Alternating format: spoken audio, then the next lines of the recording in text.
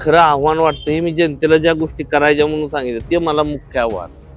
राजकारणामध्ये कुणावर तरी कोणतरी बोलतोय म्हणून कुणावर टीका करणे मला आव्हान नाही आणि तो माझा स्वभावही नाही. आज सांगोल्यामध्ये काम करत असताना कशा पद्धतीने काम केलं जातं किंवा इतर राजकारण काही मी तुम्हाला सांगितलं नाही. तर कुणावर तरी बोलणे, कुणावर तरी टीका करणे, त्याला ऐकायला बरं वाटेल पुढे बसणाऱ्यांना बोलणे हा माझा स्वभाव आहे. सगळ्यात महत्वाचं म्हणजे चोपडी घाटामध्ये फिरत असताना जे मूलभूत गरजा ज्या आहेत, गावांतर्गत रस्ते आणि शेतातील आता जे पाणंद रस्ते जी नवीन संकल्पना आलेली आहे, पाणंद रस्ते असतील, परत लाईटच्या योजना असतील, रस्त्याला स्ट्रीट लाईटच्या योजना असतील, काही ज्या गोष्टी आहेत ना यासाठी काम केलं पाहिजे. संविधानिक पदावर येऊन आपण कार्यरत व्हायचं हा मानस ठेवून मी तिथं आलो. मग तो नुसता चोपडी गटापुरता मर्यादित आपण असं नाही, आजूबाजूला सांगू तर इतर गटातील काय माणसांनी काम सांगितलं तर आता मी जिल्ह्याचा अध्यक्ष म्हणून काम करतो. मी हक्कानं आमच्या जयाभावांना सांगू शकतो, हक्काने मी आमच्या म्हणजे महसूल मंत्री बावनकुळे साहेबांना एखादं काम सांगू शकतो किंवा सीएम साहेबांना जाऊन मुख्यमंत्री महोदयांना बोलू शकतो.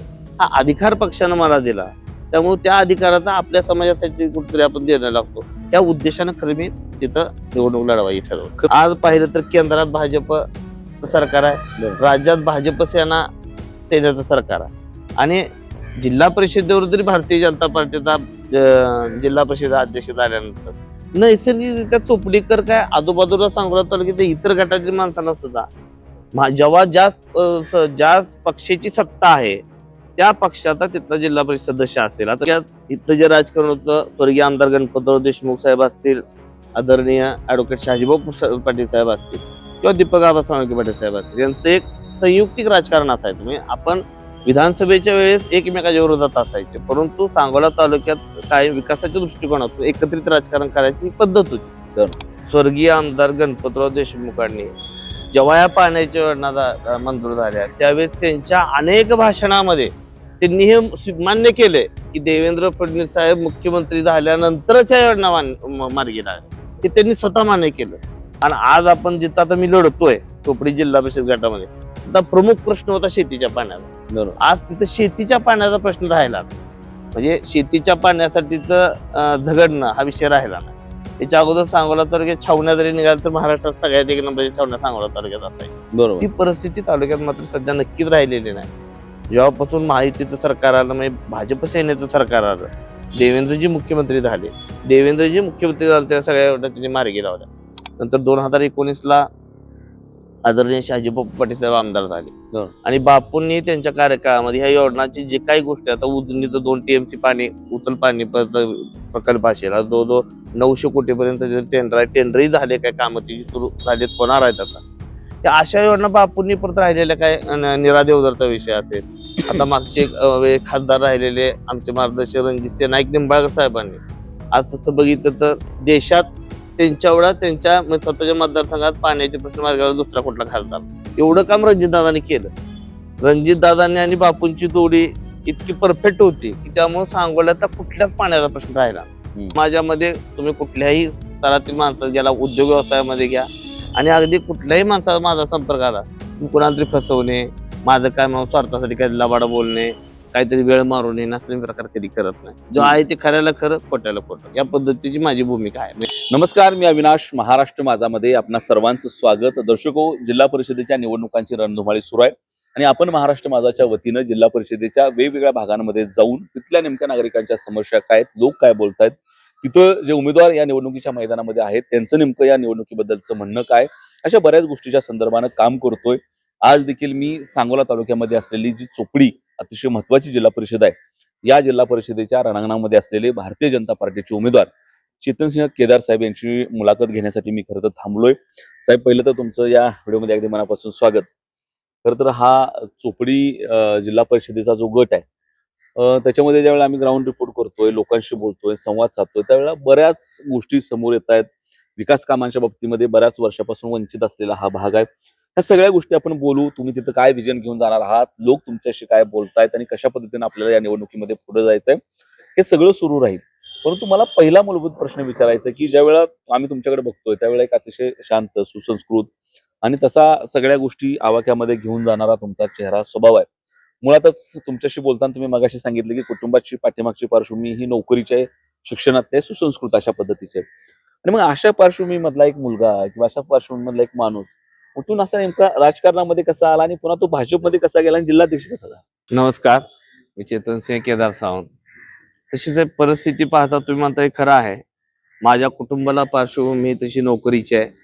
माझे आजोबा नानासाहेब मारुती केदार सावंत हे तलाठी म्हणून सेवा केली, रिटायरमेंटच्या वेळेस ते सर्कल झाले. त्यानंतर माझ्या वडिलांनी तात्यासाहेब केदार सावंतांनी, जे की ज्यांना बहुचर्चित सगळेजण केदारराव साहेब म्हणून ओळखतात, त्यांनी इरिगेशन मध्ये ज्युनियर इंजिनियर म्हणून सेवा केली. त्यानंतर रिटायरमेंटच्या ते डेप्युटी इंजिनियर म्हणून रिटायर झाले. कुटुंबियांची तशी परिस्थिती पाहता मला 4 बहिणी, घरामध्ये मी एकटा. बर. सगळ्या बहिणी माझ्यापेक्षा मोठ्या आहेत. 4ही बहिणींची लग्न झालेली आहेत. ही सगळी पार्श्वभूमी असताना राजकारणाकडे शालेय जीवनापासूनच थोडासा माझा कल राजकीय म्हणजे असा ग्रुप करणे, आपल्या मुलांचा ग्रुप असणे, त्यांच्यासोबत राहणे, त्यांच्यासोबत कुठं वेळ घालवणे हा स्वभाव होता. अगदी 5वी पासूनच्या सुरुवातीपासून शाळेमध्ये मॉनिटर होणे, अशा काय तेव्हापासूनच्या निवडणुकीमध्ये माझा तो आवडीचा विषय होता केला. नंतर न्यू इंग्लिश स्कूलला पहिल्यांदा 5वी ते 12वी पर्यंत शिक्षण करताना तिथं GS होणे ह्या प्रक्रियेमध्ये मी होतो. त्यानंतर UR होणे हा प्रकार सांगोला कॉलेजला मी ऍडमिशन घेतलं. त्यानंतर सांगोला कॉलेजला UR व्हायचं हे माझा मानस होता. NSS कॅम्प मधून मी CR म्हणून माझी निवड झाली. आणि त्यानंतर मी UR इलेक्शन फेस केलं. परंतु दुर्दैवानं माझ्याकडे मतदार 13 होते, मला विजयासाठी 11 मतं लागणार होती, तरी सुद्धा मी 1 मतानं पराभूत झालो. त्यामुळे मला त्यावेळेसपासून राजकारण कळलं, राजकारण काय असतं नेमकं. आपण असं माणसाच्या बोलण्यावर जाऊन चालत नाही. आपल्याबरोबर माणसं बोलतात एक आणि आपण नेमकं आपण चुकतोय कुठं. तसं पाहता सर्वदूर तुम्ही सांगोला तालुक्यात कुठं जरी भेटणार माझ्याबद्दल विचारलं तर माझा स्वभाव तुम्हाला कोणी सांगेल. तसं राजकारणाला खरा जो स्वभाव पाहिजे तसा नाही माझा स्वभाव. तसं बघायला गेलं तर राजकारणाला मी सगळं लबाड सवाड सगळं बोलायला, पण ती काय मला जमत नाही. माझा स्वभाव कसा, पुढचा माणूस आलाय मी त्याचं काम काय असेल ऐकून घेतो आणि त्याला होणार असेल तर होतंय, तुझं होतंय, एखादं होत नसेल तर मी थोडं समजून सांगतोय कशी अडचणी येत आहेत. पण समाजामध्ये ते समजून सांगणं ऐकायची मानसिकता नसते समाजाची. त्याला कसं होत नसू द्या पण लगेच जागायला उत्तर पाहिजे, हो यस करून टाकतो. पण तो माझा स्वभाव नाही. म्हणजे खरं बोलायचा स्वभाव आहे. खरं बोलायचा स्वभाव हा सुद्धा मला राजकारणात थोडा आता सातत्यानं अडचणीचा ठरतोय, परंतु मूळ स्वभाव आहे तो. तो 100% बदलू शकत नाही. बरोबर. परंतु मला एक माहित आहे, तो अडचणीचा जरी ठरत असला तर तो लॉंग टर्म माझ्या दृष्टीने उपयोगात होणार आहे. कारण मी आज समाजामध्ये तुम्ही कुठल्याही स्तरातील माणसं गेला, उद्योग व्यवसायामध्ये घ्या आणि अगदी कुठल्याही माणसाचा माझा संपर्क आला, मी कुणाला तरी फसवणे, माझं काय स्वार्थासाठी काही लबाडा बोलणे, काहीतरी वेळ मारून येणे असले प्रकार कधी करत नाही. जो आहे ते खऱ्याला खरं, खोट्याला खोटं, या पद्धतीची माझी भूमिका आहे. मी त्या पद्धतीने चालतो. बरेचसे मित्र मला अनेक वेळा सल्ला देते, तू राजकारण करतो तर हे कसं काय कळत नाही. परंतु नाही हो, ते मला कळत नाही. कळलं तरी मी ते वागू शकत नाही. जे आहे ते आहे. ज्याचं होतंय त्याचं होतंय आणि ज्याचं होत नसेल त्याचं होत नाही. आणि एखाद्याचं होणार असेल तर भले मग काय त्रास झाला तर मी त्रास सहन करून घेतो, परंतु मी त्याला त्रास होऊ देत नाही. त्याला काय वाटेल आणि तो दुखावेल का ह्याचा तो विचार मीच करतो, की ज्याचं काम आहे ते विसरून गेलेलं असतं. मग असं राजकीय जीवनामध्ये सुरुवात 2008ला मी सांगोला सहकारी साखर कारखान्यात संचालक झालो.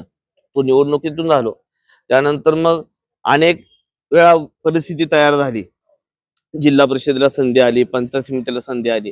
पण सांगोला तालुक्यात इथलं जे राजकारण होतं, स्वर्गीय आमदार गणपतराव देशमुख साहेब असतील, आदरणीय ऍडव्होकेट शहाजीभाऊ पाटील साहेब असतील किंवा दीपक आबा साळुंखे पाटील साहेब असतील, यांचं एक संयुक्तिक राजकारण असायचं. म्हणजे आपण विधानसभेच्या वेळेस एकमेकाच्या विरोधात असायचे, परंतु सांगोला तालुक्यात काही विकासाच्या दृष्टिकोनातून एकत्रित राजकारण करायची पद्धत होती. त्यामध्ये मग काही अडचणी तयार व्हायच्या. जिल्हा परिषदेला कधी इकडं गट जायचा, एकदा तिकडं गट जायचा, अशामध्ये कायम अडचणीचं झालं. तेव्हा मला संधी घेता आली.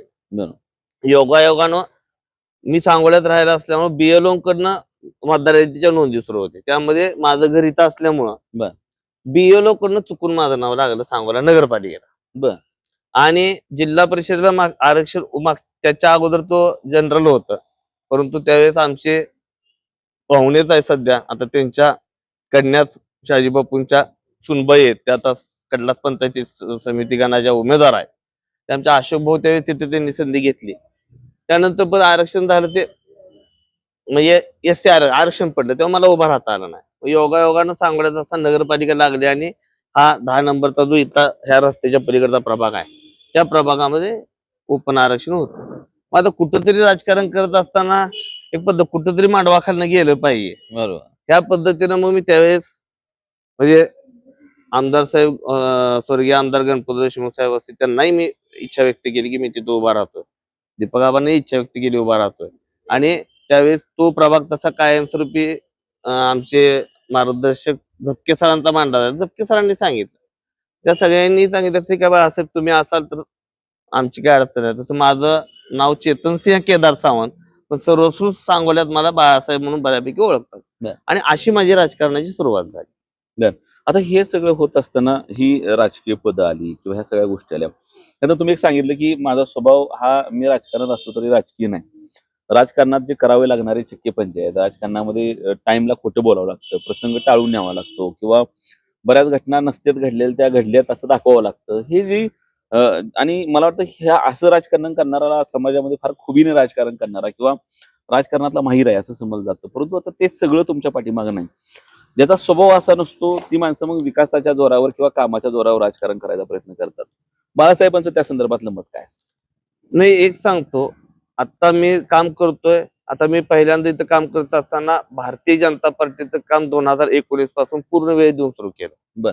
पूर्ण वेळ देऊन सुरू करत असताना भारतीय जनता पार्टीचा सदस्य म्हणून काम चालू केलं. ते त्यावेळेस विधानसभा निवडणूक लागली होती. त्या विधानसभा निवडणुकीच्या अगोदर जवळजवळ सांगोला तालुक्यातल्या 102 खेड्यामध्ये फिरून 65,000 ऑनलाईन सभासद नोंदणी केली. बर. यामुळे प्रत्येक खेड्यापर्यंत मी पोहोचलो की जिथं काही ठिकाणी मला ओळखती नव्हती. परंतु मी लाजलो नाही, लपलो नाही. अगदी उदाहरण सांगायचं गिरडीमध्ये मी सुरुवातीला एक बैठक घ्यायला गेलो. गिरडीमध्ये पहिल्यापासून तो ओळख असल्यामुळे सुरुवातीला स्वागताला त्या ग्रामपंचायत कार्यालयामध्ये 100-150 जण होते. चहा पाणी केलं. मग बैठकीला बसू म्हटल्यानंतर दोघच बैठकीत होते भाजप. त्या 2 फोटोचा त्या 2 जणांच्या उपस्थिती बातमी पेपर मी लादलो नाही. भाजपचं काम करत असताना सांगोला तालुक्यामध्ये भाजपची पाळंमुळं रुजवत असताना खूप त्रास झाला म्हणजे काय मला इथल्या मंडळींनी त्रास दिला असता ना. इथं भाजपच म्हणजे स्वीकारण्याची मानसिकता इथं नव्हती. इथं कम्युनिस्ट राजकारण आता सातत्याने गेले 50-60 वर्ष चालल्यामुळं इथं ते नव्हतं. परंतु त्या विचारांना आपण माणसांना सांगून काय भाजप आहे, कसं भाजप आहे, विकासाचे मुद्दे कसे आहेत या गोष्टी सांगितल्या. आणि योगायोगानं 2014 सरकार आलं होतं. आणि स्वर्गीय आमदार गणपतराव देशमुख साहेबांनी सांगोला तालुक्यातील जे महत्वाचा प्रश्न आहे सगळ्यात दुष्काळी तालुका म्हणून ओळखतात पाण्याच्या प्रश्नासाठी गेली सातत्यानं त्यांच्या स्वतःच्या राजकीय करिअरमध्ये अनेक पाणी परिषदा घेतल्या आणि सातत्यानं ते झगडत राहिले. परंतु त्यांची ती तळमळ बघून 95ला शहाजीबापू आमदार होते. त्यावेळेस सेना भाजपचं सरकार होतं. त्या काळात शहाजीबापूंच्या कार्यकाळामध्ये टेंभू म्हैसाळ ह्या योजना कार्यान्वित झाल्या. त्यावेळेस बापू आमदार होते. त्यावेळेस 86 गावची पिण्याच्या पाणी पुरवठ्याची योजना त्या काळामध्ये कार्यान्वित झाली. आणि नंतरच्या काळामध्ये सरकार विरोधी आणि आमदार साहेब तिथं शेतकरी कामगार पक्षावरून असायचे. त्यामुळे किती जरी नाही म्हणलं तरी वाढप्या स्वतःचा असल्यानंतर वाढ चांगली पोहोचते तशातला भाग आहे. आमदार साहेब झगडायचे पण त्याला प्रतिसाद मिळाला, त्या योजनांना पैसे मिळाले नाही. या सगळ्या गोष्टीची दखल आमचे नेते आमचे मार्गदर्शक देवेंद्र फडणवीस साहेबांनी कायम सातत्याने घेतली होती. सभागृहामध्ये तेही काम करत असताना अनेक वेळा सांगायचे मी हे सभागृहामध्ये ऐकलेलं आहे, आमदार साहेबांचं बोलणं ऐकलेलं आहे. आणि या सगळ्या गोष्टीची दखल घेतल्यानंतर 2014ला बऱ्याचशा गोष्टी ज्या पाण्याच्या योजना आहेत त्या भारतीय जनता पार्टी सरकार आल्यानंतर देवेंद्रजींनी केंद्रीय मंत्री गडकरी साहेबांनी त्यात विशेष लक्ष घालून सांगोला तालुका आणि आजूबाजूच्या नुसता सांगोलाच तालुका नाही, जत असेल, कवटेमहाकाळ असेल, आटपाडी असेल, विटा खानापूर असेल, या सगळ्याच अगदी मंगळवेढ्याच्या खाली छत्तीसगावची पाणी पुरवठा योजना तुम्ही पाहता. या सगळ्या योजना त्यांनी त्या योजनामध्ये टेंभू म्हैसाळमध्ये सगळ्या मार्गी लागल्या. आणि आज आपण जिथं आता मी लढतोय चोपडी जिल्हा परिषद गटामध्ये तिथं प्रमुख प्रश्न होता शेतीच्या पाण्याचा. आज तिथं शेतीच्या पाण्याचा प्रश्न राहिला नाही. म्हणजे शेतीच्या पाण्यासाठीच झगडणं हा विषय राहिला नाही. त्याच्या अगोदर सांगोला तालुक्यात छावण्या जरी निघाल्या तर महाराष्ट्रात सगळ्यात एक नंबरच्या छावण्या सांगोला तालुक्यात असायची. ती परिस्थिती तालुक्यात मात्र सध्या नक्कीच राहिलेली नाही. जेव्हापासून महायुतीचं सरकार आलं म्हणजे भाजप सेनेचं सरकार आलं, देवेंद्रजी मुख्यमंत्री झाले त्या सगळ्या योजना त्यांनी मार्गी लावल्या. नंतर 2019ला आदरणीय शहाजीबापू पाटील साहेब आमदार झाले आणि बापूंनी त्यांच्या कार्यकाळामध्ये ह्या योजनाची जे काही गोष्टी आता उजनीचं 2 TMC पाणी उचल पाणी प्रकल्प असेल, जवळजवळ 900 कोटीपर्यंत टेंडरही झाले, काय कामं ती सुरू झालेत, होणार आहेत आता. त्या अशा योजना बापूंनी परत राहिलेल्या काय निरा देवधरचा विषय असेल, आता मागचे वेळी खासदार राहिलेले आमचे मार्गदर्शक रणजित नाईक निंबाळकर साहेबांनी आज तसं बघितलं तर देशात त्यांच्या एवढा त्यांच्या स्वतःच्या मतदारसंघात पाण्याचे प्रश्न मार्गावर दुसरा कुठला खासदार नाही. एवढं काम रणजितदादांनी केलं. रणजितदादांनी आणि बापूंची जोडी इतकी परफेक्ट होती की त्यामुळे सांगोल्याचा कुठल्याच पाण्याचा प्रश्न राहिला नाही. हम्म. आज मान नदीला जवळजवळ कालव्याचा दर्जा दिला. जवळजवळ 650 MCFT पाणी दर म्हणजे पावसाळ्यामध्ये किंवा जेव्हा पाणी कोयनेला वर पाणी जास्त आहे त्या शिडकीच्या पाण्यामध्ये वर्षातून 3दा मान नदीचे सगळे बंधारे 3-3 दारं भरून घ्यायची तरतूद म्हणजे रणजितदादा आणि बापूंनी ती करून घेतली. अशा या सगळ्या योजना मार्गी लागल्यानंतर पाण्याचा प्रश्न बऱ्यापैकी आता या सांगोला तालुक्यात अगदी सगळ्यात कोळा असेल, चोपडे असेल, मौद असेल किंवा इकडचा अनेक भाग गिरडी बिरडी किंवा जवळा या भागाचे प्रश्न सगळे मार्गी लागलेले. इथं तुम्ही जे पाण्याच्या संदर्भानं सांगताय म्हणजे मला कौतुक वाटतं ह्या गोष्टीचं की सांगोलकरांना पण सांगायचं की तुमचा अनेक वर्षाचा पाण्याचा लढा हा पाठीमागच्या वेळेला पण युती सरकारच्या काळामध्येच मार्गी लागला होता. हो. आणि काल सुद्धा 2014ला ज्यावेळेला भाजप सरकार आलं त्याच वेळा खऱ्या अर्थानं आमच्या मंगळवेढची योजना असेल किंवा इथल्या योजना असतील त्या खऱ्या अर्थानं त्या ठिकाणी मार्गी लागल्या, त्या पुढे गेल्या त्या. आणि ज्या सांगोल्याचा दुष्काळाचा कलंक ज्या युती सरकारनं आणि भारतीय जनता पार्टी सरकारनं मिटवला त्या भाजपबद्दल काही ठराविक लोक सांगोलमध्ये या भागाला भाजप चालत नाही याबद्दलचं वातावरण तयार करतायत आणि त्याला ग्रामीण भागातले शहरातले लोक बळी पडतायत ही अतिशय दुर्दैवाची गोष्ट आहे. खरं तर आता हे कधी अशी मनामध्ये खंत वाटते का यार ज्या नेत्यांनी आमच्या इथं पाणी दिलं, तुमचे तर वैयक्तिक संबंध अतिशय चांगले आहेत म्हणजे चोपडीकरांना देखील हे फार महत्वाचे आहेत तुमचे हे संबंध जे आहेत केंद्रामध्ये राज्यामध्ये. तुम्ही नेते म्हणून एखादा प्रश्न उद्या चोपडीतल्या लोकांनी तुम्हाला सांगितला तर तुम्ही तो लिलाया पार पाडू शकता कारण तुम्हाला डायरेक्ट वरिष्ठांशी एंट्री आहे तिथं सगळं तुमच्याकडे तो अधिकार आहे. तर एक तर मुळात तुमच्या ह्या अधिकाराचा ह्या चोपडीच्या लोकांना किती फायदा होणार आहे आणि हे सगळं महायुती आणि युती सरकारनं कॅनलच्या संदर्भातली देखील जुनी कामं केली असताना इथं लोक कोणीतरी एक नॅरेटिव्ह सेट करतात की इथं भाजप चालत नाही, कधी खंत वाटते नेता? नक्कीच वाटते. मी आवर्जून आमच्या सांगोल्याच्या सगळ्या जनतेला आव्हान करेन किंवा सांगेन, स्वर्गीय आमदार गणपतराव देशमुखांनी जेव्हा या पाण्याच्या योजना मंजूर झाल्या त्यावेळेस त्यांच्या अनेक भाषणामध्ये त्यांनी हे मान्य केले की देवेंद्र फडणवीस साहेब मुख्यमंत्री झाल्यानंतरच या योजना मार्गी लागल्या. हे त्यांनी स्वतः मान्य केलं. नंतर कोरोना काळामध्ये काही त्यावेळेस सगळ्या आपल्या झूम मिटिंग असायच्या सगळ्या त्या पार्टीच्या आमच्या भाजपच्या झूम मिटिंग मध्ये गडकरी साहेबांनी सुद्धा आधी जाणीवपूर्वक उल्लेख केला होता सांगोल्याच्या पाण्याचा. अशी इतके दिवस हे लढत झाले तिथे पाणी दिलं आणि हे सर्वश्रुत जनतेला माहित आहे. सांगोलाची जनता भाजप स्वीकारत नाही वगैरे असं काहीही नाही. लोकसभेचा तुम्ही जर सगळ्या वेळेचे जर प्रत्येक वेळेचं मतदान किंवा इथे परिस्थिती पाहिजे तर लोकसभेला सांगोला तालुक्यानं सातत्यानं दरवेळेस भारतीय जनता पार्टीला चांगलं मताधिक्य दिलेलं आहे, चांगलं मतदान केलेलं आहे. आणि सांगोला तालुक्याची जनता ही भारतीय जनता पार्टी हा विकास करणारा पक्ष आहे. सेना भाजप युती हा विकास करणारा पक्ष आहे. आज पाहिलं तर केंद्रात भाजप सरकार आहे, राज्यात भाजप सेनेचं सरकार आहे आणि जिल्हा परिषदेवर तरी भारतीय जनता पार्टीचा जिल्हा परिषद अध्यक्ष झाल्यानंतर नैसर्गिकरित्या चोपडीकर काय आजूबाजूला सांगोला तालुक्यात इतर गटातील माणसांना सुद्धा जेव्हा ज्या पक्षाची सत्ता आहे त्या पक्षाचा तिथला जिल्हा परिषद सदस्य असेल. आता मी भाजपचा जिल्हाध्यक्ष म्हणून काम करतो. आमचे नेते आदरणीय देवेंद्रजी असतील, प्रदेशाध्यक्ष रवींद्र चव्हाण साहेब असतील, तत्कालीन त्यावेळेचे प्रदेशाध्यक्ष बावनकुळे साहेब असतील, आमचे मार्गदर्शक पालकमंत्री जयाभाऊ गोरे साहेब असतील आणि माझ्यावरती जबाबदारी सलग दुसऱ्यांदा दिलेली आहे. आता असं भाजपमध्ये फार घडत नाही, क्वचित कुठंतरी घडतं. त्यातील एक मी आहे की सलग दुसऱ्यांदा जिल्हा अध्यक्ष होणं, भाजपमध्ये सलग 2दा जिल्हाध्यक्ष मॅक्सिमम होऊ शकतो, त्यानंतर होऊ शकत. ही सगळं पाहता मग मलाच वाटायचं आपण कुठंतरी आता घरामध्ये नोकरीची पार्श्वभूमी आहे, आपण राजकारणात आलो, नगरसेवक झालो, आता आपण कुठंतरी आपलं स्थिरसावर उद्योग व्यवसायाच्या माध्यमातून झाल्यानंतर आपण कुठंतरी देणं लागतो समाजाला. आपण काहीतरी समाजाचं काम केलं पाहिजे. आपल्या पक्षाचं सरकार आहे, राज्यामध्ये सरकार आहे, केंद्रामध्ये सरकार आहे, पालकमंत्री आपल्या पक्षाचा आहे. जयाभाऊ सारखा एवढा आक्रमक पालकमंत्री ऑन दी स्पॉट म्हणजे ते आता बरंच ऐकतो ना, वन कॉल प्रॉब्लेम सॉल्व्ह, एक फोनाने प्रॉब्लेम सॉल्व्ह, तसं काम करायची पद्धत भाऊंची. म्हणजे तुम्ही सुद्धा भाऊंना फोन करा, निम्म्या रात्री करा, जागे असतील तर उचलतात, नाही सकाळी उठलं फोन करतात.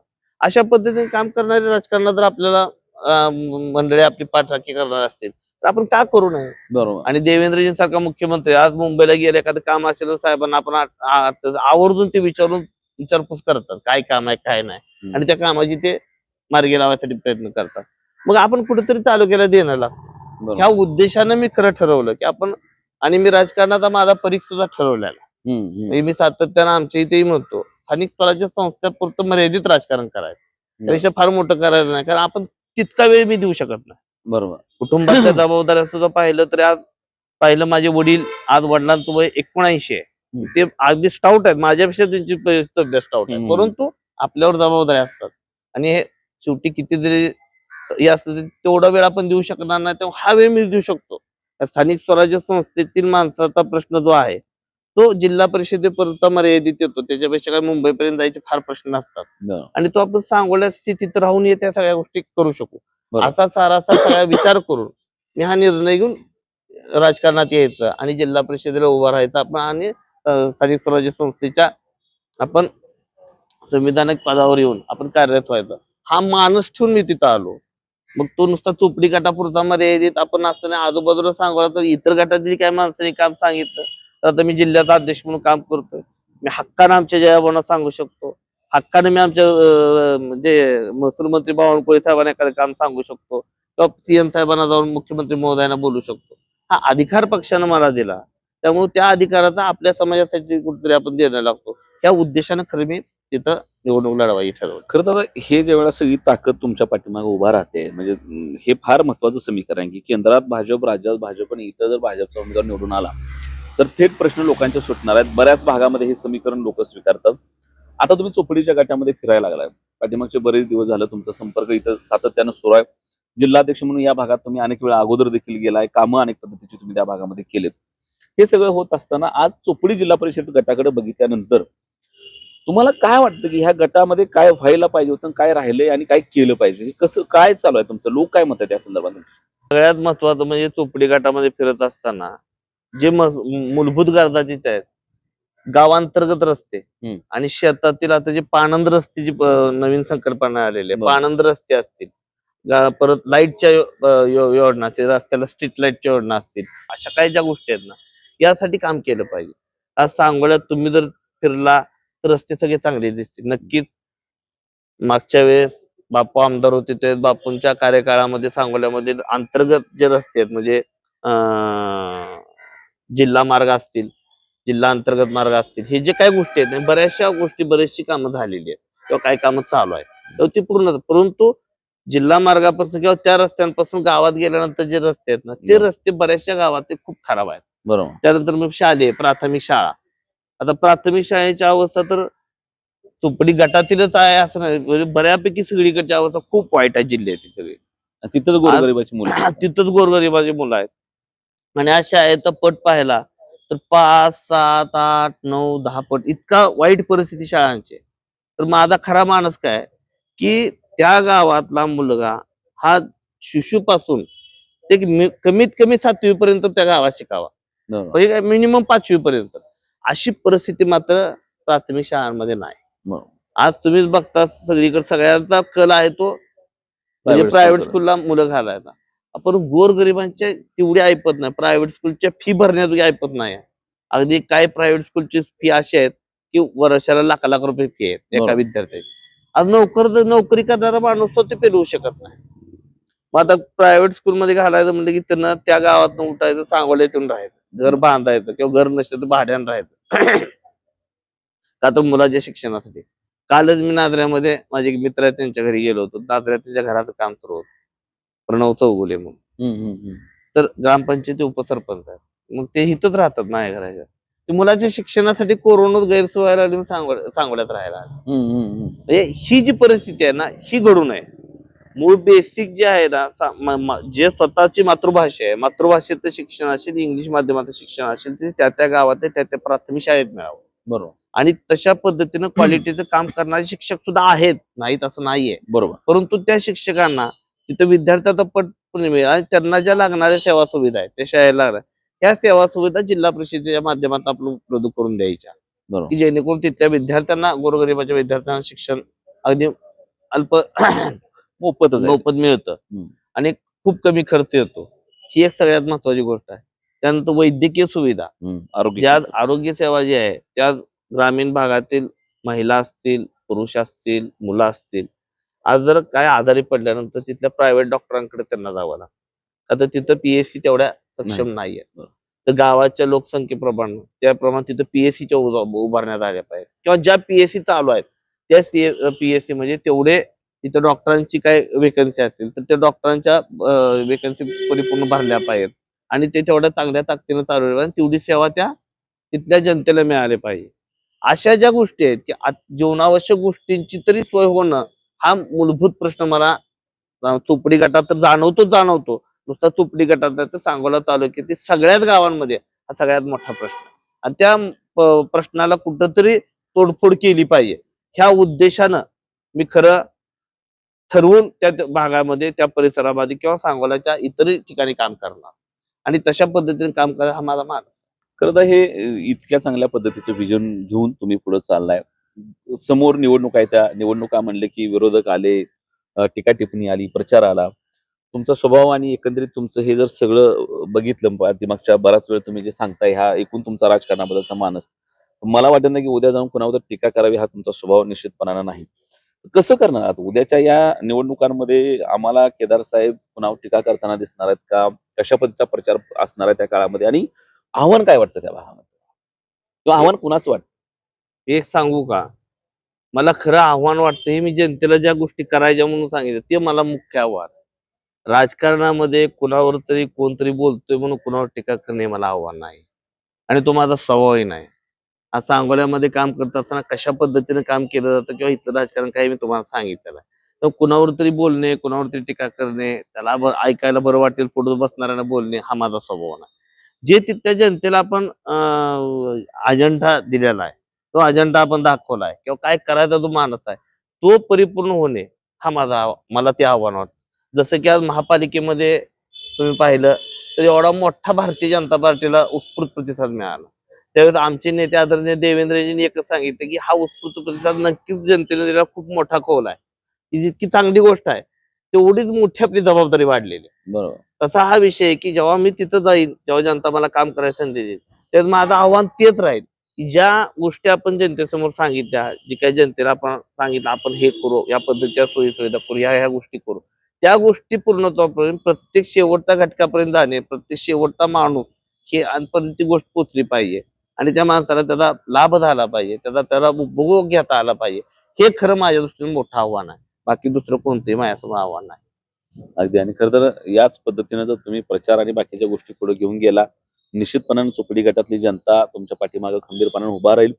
मुळातच अलीकडच्या काळामधलं हे राजकारण आणि राजकारणाचा पट बघितला तर प्रचंड दूषित अशा पद्धतीचं वातावरण झालंय. आरोप प्रत्यारोप मोठ्या प्रमाणात होत आहेत. टीआरपी साठी निवडणुका अशा पद्धतीचं एकूण वातावरण आहे.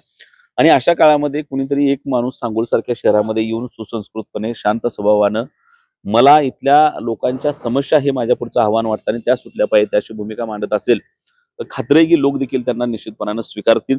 हे सगळं होत असताना ही चोपडीची जिल्हा परिषदेची निवडणूक वेगवेगळ्या अंगानं महत्वाची ठरणार आहे. तुम्ही बोलताना सांगितलं तशा पद्धतीनं आरोग्याच्या सुविधा असतील, मराठी शाळांचे प्रश्न गंभीर आहेत, वाडी वस्तीवरची रस्त्याची समस्या मोठ्या आहेत, त्या पिण्याच्या पाण्याच्या संदर्भानं ग्रामीण भागामध्ये देखील वाडी वस्तीवर अजून देखील त्याला तशा पद्धतीच्या सुविधा उपलब्ध नाहीत. त्या अशा अनेक गोष्टीनं खरं तर ह्या निवडणुका असणार आहेत. परंतु दुर्दैवानं प्रत्येक निवडणुकांमध्ये तेच तेच मुद्दे होत आहेत. त्याच्या सोडवणुकीची जबाबदारी कोण घेत नाही आणि नेमकं त्या मुद्द्याची सोडवणूक झाली पाहिजे. ते मुद्द्याची सोडवणूक करणं हेच माझ्या समोरचं आव्हान आहे. ही भूमिका खरं तर तुम्ही अतिशय चांगल्या पद्धतीने मांडली. मी बघतोय पाठीमागची ही सगळ्या मुलाखत अर्धा पाऊण तास आपण बोलतोय.